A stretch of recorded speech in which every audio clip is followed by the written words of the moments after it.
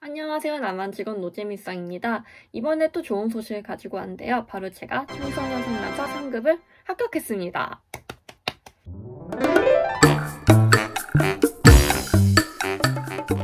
너무 좋은 일이죠. 저는 19회 2020년도 시험을 보았고요. 준비 기간은 필기는 2달에서 1달? 그 사이쯤으로 준비를 했습니다. 이번에도 독학으로 해서 준비를 했어요. 역시 사회복지사 1급 때도 그렇고 제가 뭐 학과도 관련 학과 나왔고 그리고 뭐 책을 좀 더 꼼꼼한 거를 사면은 인강을 보지 않아도 될 것 같다는 생각이 들었어요. 인강 비용보다 책 비용이 더 싸다 생각이 좀 들어서 이렇게 하게 됐고 무엇보다 제 뇌를 믿었어요. 사회복지사 1급도 했으니 8과목보다는 6과목이 낫지 않겠나 생각이 좀 들어서 이렇게 하게 됐고요. 그 판단은 맞았던 것 같습니다. 저는 면접까지 합격을 했고요. 3월에 자격이 되는지 서류를 제출을 저도 꼭 해야 되고 그 다음에 연수 과정이 있다고 합니다.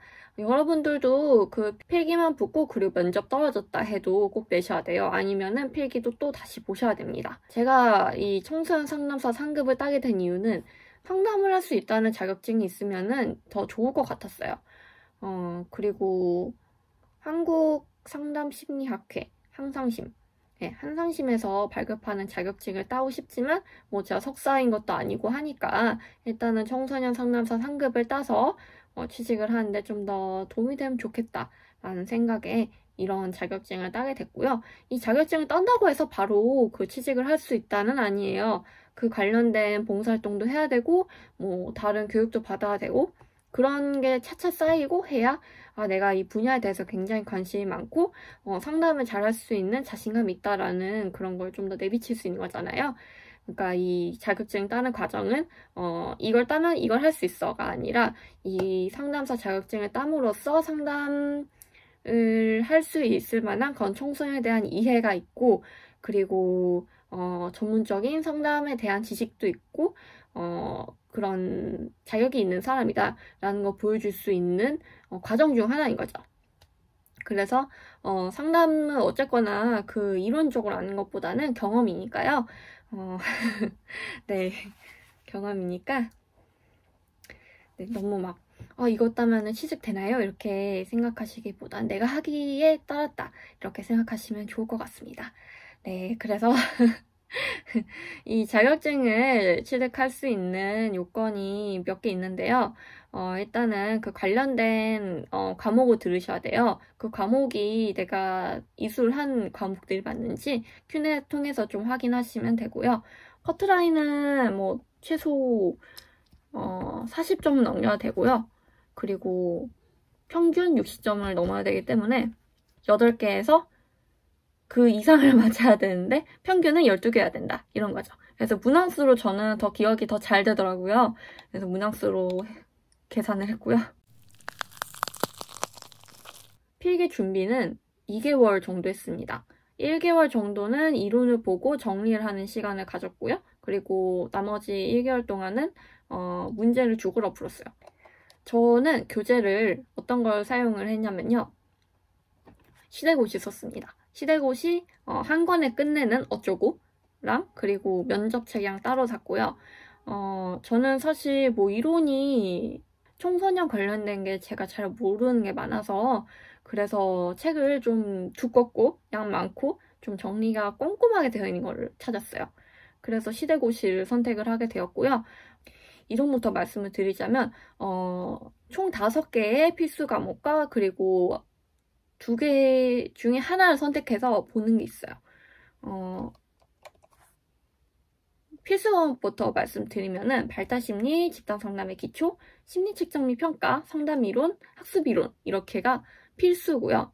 그리고 청소년 이해론과 그 청소년 활동 어쩌고론이 있어요. 그 2개 중에 하나 선택을 하시면 되는데 보통은 청소년 이해론을 고르세요. 왜냐면 앞에 있는 내용이랑 좀 겹치는 게 있거든요.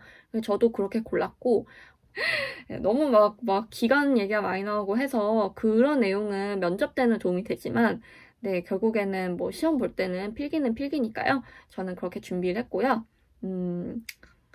점수는 이렇게 받았습니다. 네, 이게 청소년 이해론이 저한테는 제일 어려웠고요. 네, 그 다른 분들은 학습이론과 그리고 심리측정 및 평가가 굉장히 어려웠다고 하셨어요. 이 두 가지가 약간 어렵다, 뭐 쉽다를 판가름하는 약간 난이도를 주는 과목인 것 같습니다. 그래서 뭐 공부를 하시면은 이런 커트라인 같은 거 조절할 때 더 좋고요. 저는 여튼 이렇게 받았습니다. 네, 우선 제가 이론 공부를 어떻게 했는지 말씀을 드릴게요. 제가 인강을 구매하지 않고 책으로만 독학을 했는데요. 일단은 책에 있는 내용이 자세했기 때문에, 일부 자세한 거 샀기 때문에, 그런 거를 보고 정리를 하고 모르는 게 있으면은 블로그나 아니면은 다른 책들을 참고해서 더 추가를 해서 적었습니다. 사실 이론보다는 기출서 중요해서 기출을 보면서 더 추가한 내용도 있고요. 어쨌거나 이론과 기출을 계속 오가야 된다는 거 생각해 두시면 좋을 것 같아요. 네, 그 이론 같은 경우에는 그 하나하나 장마다 정리하시는 분도 있겠지만 저는 좀 헷갈릴 만한 것들 그런 뭐 굳이 시험장까지 가서 모든 장을 보지 않아도 될 만큼 그런 내용들은 그냥 노트에다 정리를 했어요. 예를 들면은 상담 이론이라던가 뭐 심리 치료 방법이라던가 이런 거는 뭐 과목이 나눠져 있지만 어쨌거나 이어져 있기 때문에 그 같이 정리를 해서 가서 볼 과목 수를 좀 많이 줄였고요. 그리고 제가 헷갈릴 만한 것들 뭐 지우군이라던가 아니면 심리검사를 제외한 그런 부분에서 학습심리 부분에서 좀 제가 특히 헷갈리는 부분을 진짜 막 세세하게 정리를 하진 않지만 그냥 대략적으로 좀 노트에 정리를 해서 가져가서 봤어요. 그래서 노트 하나랑 그 심리 측정 및 평가 이렇게 가져가서 확인을 했고요. 사실 저도 심리 측정 및 평가가 굉장히 어려웠어요. 그래서 그 부분을 정말 반복을 해서 공부를 했습니다. 그 기출 문제를 풀 때는 제가 그 어떤 분은 막 그런 책에다가 막 표시하고 그러잖아요. 저는 풀이에는 표시를 했는데 문제 자체는 표시를 하지 않았어요. 왜냐면은 제가 여러 번 보고 여러 번 반복을 해야 되고 하는데 이게 체크가 돼 있으면 좀 집중이 안 되는 거예요. 그래서 이런 메모지 같은 데다가 번호를 막 써가지고 문제 번호 써가지고 그 체크를 해서 틀렸는지 맞았는지 그것만 체크를 했고요. 특히 좀 뭐 안 봐도 된다 이런 거는 그냥 체크해서 그냥 그거는 안 보고 그냥 체크 안 된 거 위주로 보았습니다. 그 중에서 또 제가 약간 개념 헷갈리는 게 있다 하면은 그건 노트에 추가를 해서 공부를 했고요. 일단 필기를 맞아야 면접으로 넘어갈 수 있는 거기 때문에 필기 팁 같은 거는 이 정도로 말씀을 드리고 마음가짐에서 좀 얘기를 해드릴게요. 제가 사회복지사 1급도 그냥 그렇게 뭐 너무 잘 하려고 하지 마라 이렇게 말을 했는데 이번에도 마찬가지입니다. 어쨌거나 커트라인을 넘겨야 되는 거기 때문에 평균 60점 그 이상도 그 이하도 아니라 평균 60점만 잘 넘기기 위해서 노력하시면 되고요. 면접은 그냥 좋은 느낌을 주는 게 중요하기 때문에 그때 가서 준비하셔도 돼요. 그러니까 면접까지 생각하면서 막 이걸 다 알아야 돼 이런 생각하시는 것보다는 일단 필기를 맞고 필기 뭐 면접 볼지 말지 모르겠지만 일단 필기부터 보고 다음에 준비해야 되는 거를 좀 줄이자 이렇게 생각하는 게 훨씬 마음은 편안합니다. 그래도 공부는 열심히 해야겠죠. 사실 이게 사회복지사가 8과목이었잖아요. 그게 다 필수였단 말이에요. 근데 이게 제가 이거 보기 전에 사회복지사 이거 봐서 그런지 이게 난이도가 더 낮은 것 같은 느낌인 거예요. 그러니까 제가 정책을 잘 못 푸는데 사회복지사 자격증은 정책을 무조건 풀어야 되기 때문에 굉장히 힘들었거든요.